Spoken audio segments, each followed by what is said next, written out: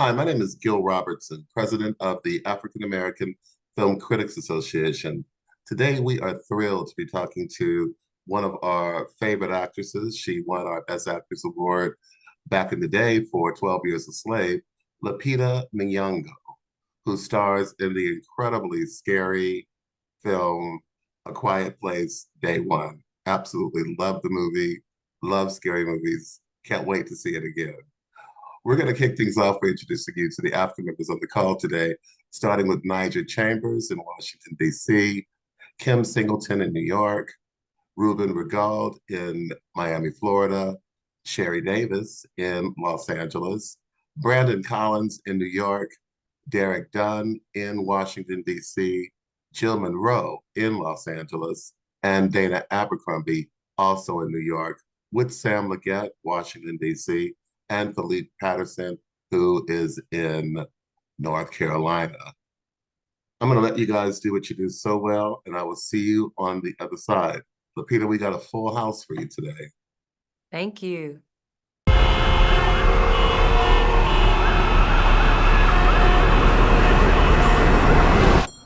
You can't have a cat in here. It's a service cat.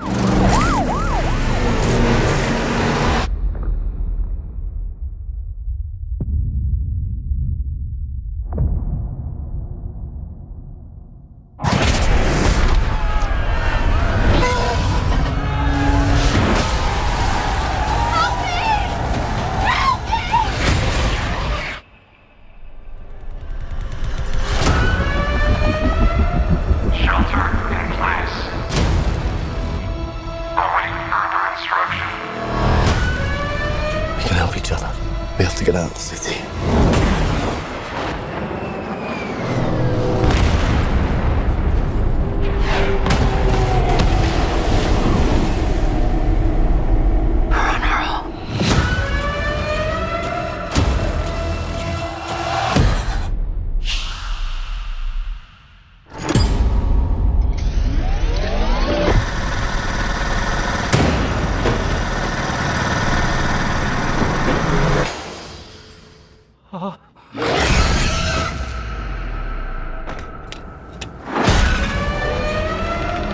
If we stay here, we die. I have a plan. It's the end of days. No more people. No more New York. No more nothing.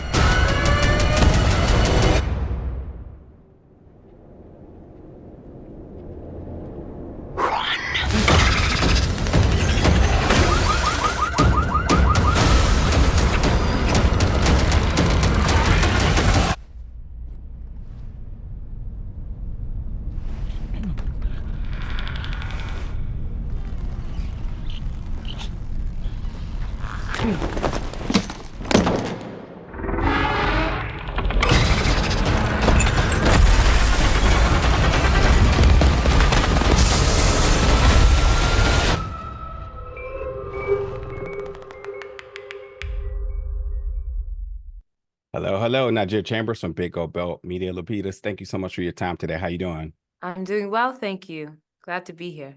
Glad to have you here. This may be a little bit of a controversial question, but after spending some time in New York, and of course your world traveled, what would you consider the best pizza in all you've had? You know what? I have to disappoint you so badly because I'm gluten-free and dairy-free. So pizzas are not things I eat very often at all. I am totally clueless. No worries. And obviously, this question is tailored about the movie because with Samira's big motivation to get back to Harlem to get that pizza, I'm just wondering now if the Death Angels were to invade Earth tomorrow, what would you choose as your final meal? Oh, French fries. I love good French fries. Can't go wrong there. Thank you so much for your time. Okay. Hi, Lupita, Kim Singleton, considered Black-led podcast and television show out of New York. Love the movie. And besides it being a sci-fi thriller, I really love the development of the characters. And I really identified with your character, Samira, as an African-American artist. The way that you referred to Harlem as home, how you embraced the Octavia Butler book and you smell the pages, your appreciation for jazz, as well as listening to Nina Simone in your headphones. So I identified with all of that. My question is that something that was already in the script when you came to the project, or was it added just to give your character a little more depth? Those things existed. Well, most of that was in the script. I most of it was in the script. I have to admit, she was always a poet, an artist, and loved jazz. That was in the script. I think the one thing that I may have brought to it was that Octavia Butler book, because I had been reading Octavia Butler, and I just thought that the Lilith's Brood was a particularly poignant, related story to the one that we were telling. It's kind of like it's kind of like the opposite. The aliens in that come to kind of save humanity from themselves. So I thought it would just be a poetic point to make. And Michael really loved it, and so he put it in there. But yeah, I think this story, she is of the world she's from, and these are just the touch points that came naturally to the top.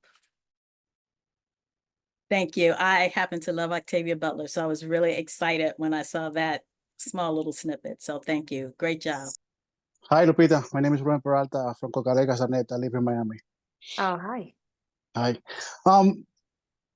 This is a successful two movies before, and I wonder what was that conversation that dragged you to the project, and if there was a conversation that they wanted to create something different than these two movies, and being this one a prequel, but they wanted to keep the essence of the success of the first two. Yeah, that was exactly the conversation. The first person I spoke to was John Krasinski, and we had a Zoom in which he told me that they were going to be making a prequel. And he said to me that, the only reason to continue to make movies in this universe was if he could find a new voice and a new way of telling a story. He wanted to add to the universe, but also to the genre of horror and thriller to kind of expand what that genre can encompass.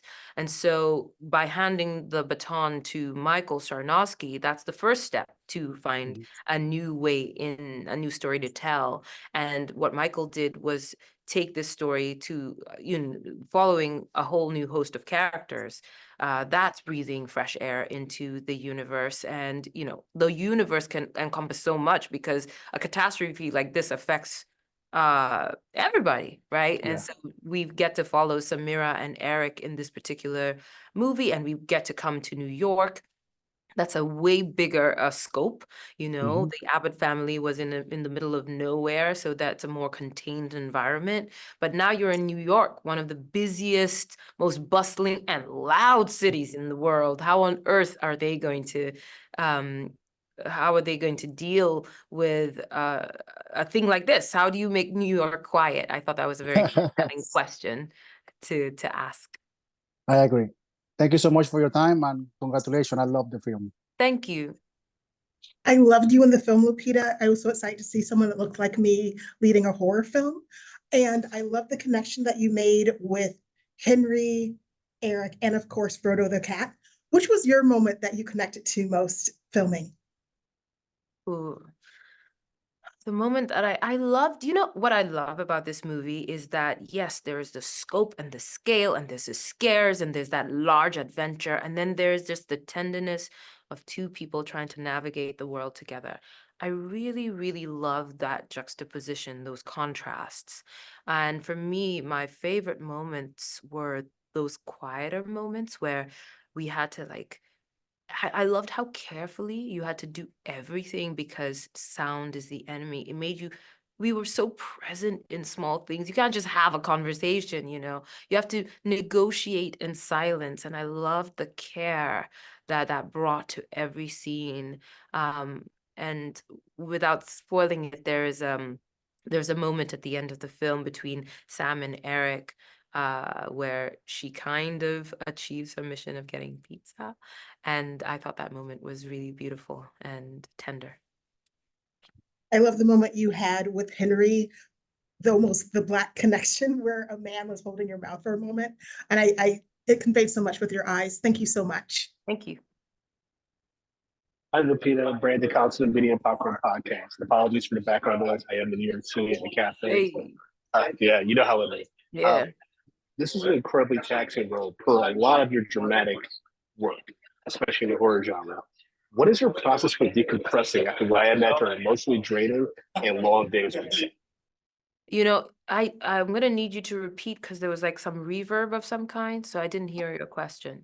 Sorry, so I'm curious about what's your process for decompressing after incredibly emotionally draining and long days on set?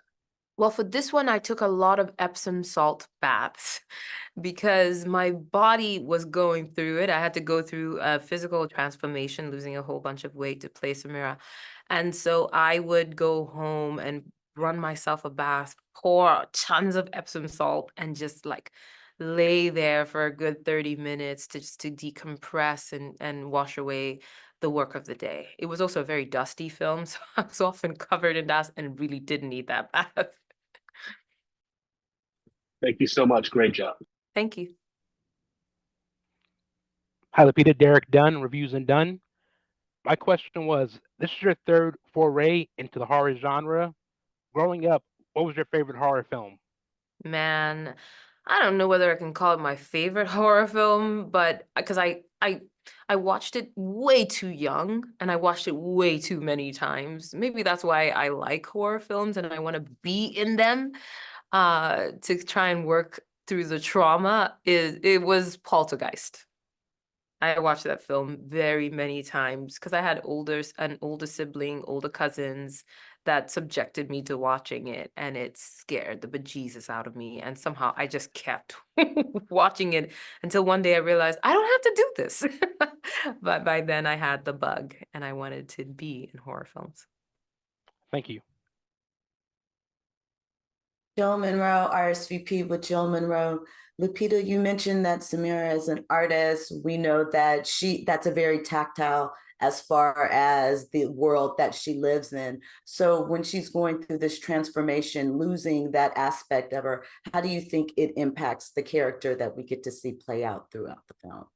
Well, when we meet Samira, she is in a very kind of resigned headspace, given what life has dealt her. And so I think that's one of the things that makes her an intriguing character to follow. She's kind of like the every woman. There's nothing heroic about her, and she certainly doesn't see herself as heroic at all. If anything, she's trying to distance herself from everything she knows, all the connections, from the identity that she lived her life with. So we see her and in a moment where there's enough calamity in her life, and then now there's even more, and she deals with it in a very, very surprising way.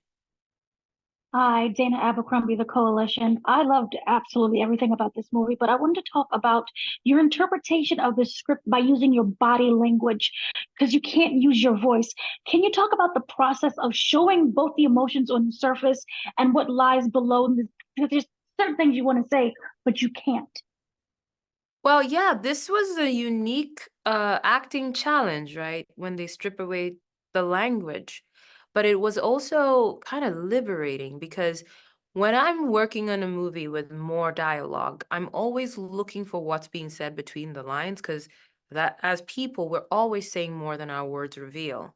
So when that's taken away, then it becomes a lot more just like pure and primal and intuitive. It's its own special kind of challenge, but what it takes is really you have to be in the moment with your scene partner. You can't really prepare because you don't know what they're going to be saying through their facial expression and their body language. So it takes an immediacy. There's an immediacy and spontaneity to the work on a daily basis that was very exciting. Hello, Lupita. This is Samuel Leggett with JVS Media Productions. Throughout the course of this movie, there was a lot of moving parts, literally and figuratively. And the biggest thing about it seemed like it had to be very hard for you to act with absolutely nothing really truly there, this terrifying threat. So I wanted to get your perspective on what was harder, acting against really nothing or being in the quietness through scene to scene. I think what was hardest was doing both at the same time. Because we're running away from monsters. And in the shooting of them, there are no monsters. There's people in blue outfits on stilts.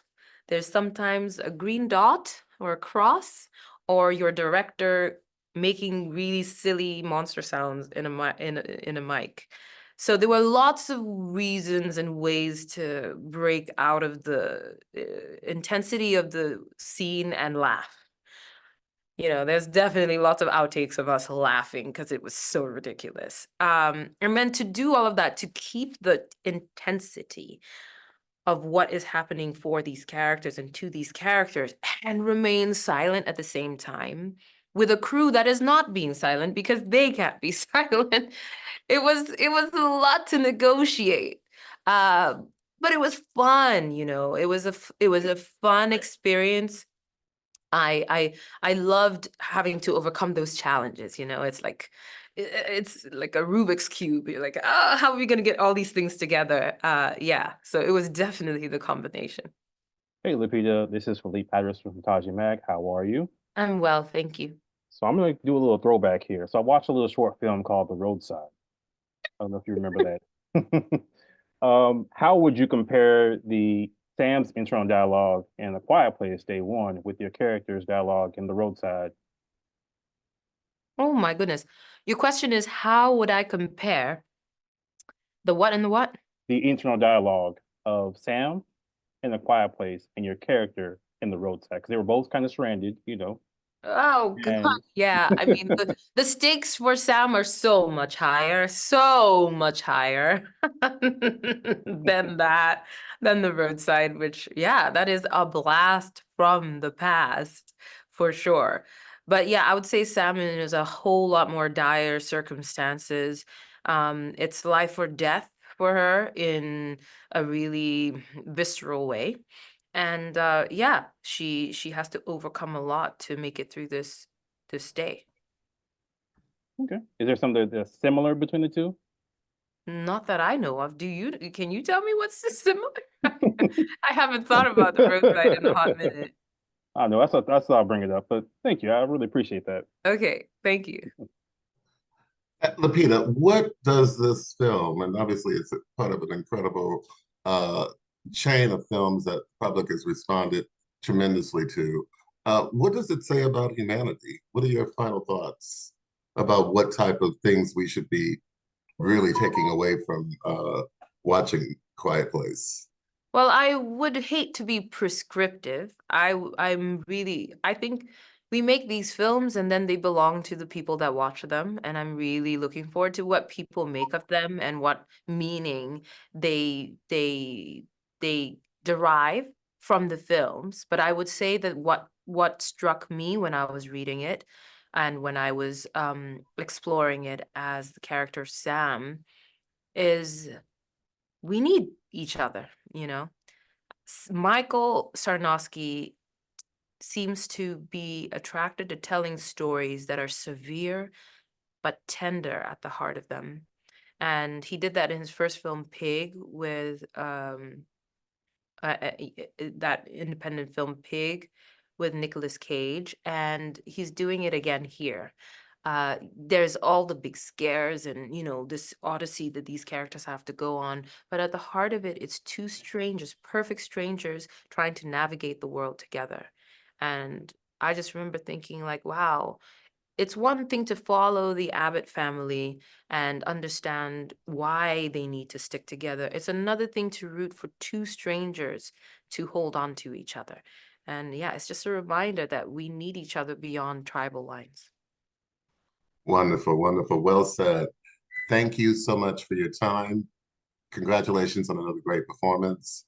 On behalf of the world's largest group of Black film and TV critics, we appreciate you. We take joy in your work, your excellence in your craft, and thank you.